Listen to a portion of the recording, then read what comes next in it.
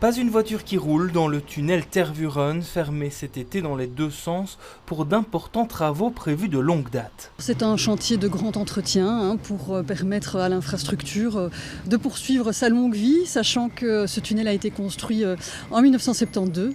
Donc voilà, des entretiens sont prévus régulièrement. Ici, on refait la toiture, on désamiante et on met une couche d'anticorrosion. Ici, habituellement, plus de 23 000 voitures circulent chaque jour. Mais aujourd'hui, à l'intérieur, ces ouvriers s'activent sur le plafond du tunnel. On enlève les parties métalliques, etc. au niveau de la toiture.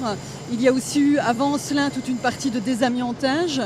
Et là, ce que vous ne voyez pas, parce que ça fait beaucoup de bruit, et donc on le fait à d'autres moments, c'est l'hydrodémolition. Ça veut dire qu'on va projeter de l'eau à très forte pression pour enlever tout ce qui peut être endommagé au niveau du béton. Reste que ce chantier, tout comme les autres qui se multiplient cet été dans la capitale, comme ici, près d'Isère, ont un impact sur la circulation, d'habitude plus calme en cette période estivale. Là, c'est infernal. Donc voilà, j'utilise plus le vélo maintenant.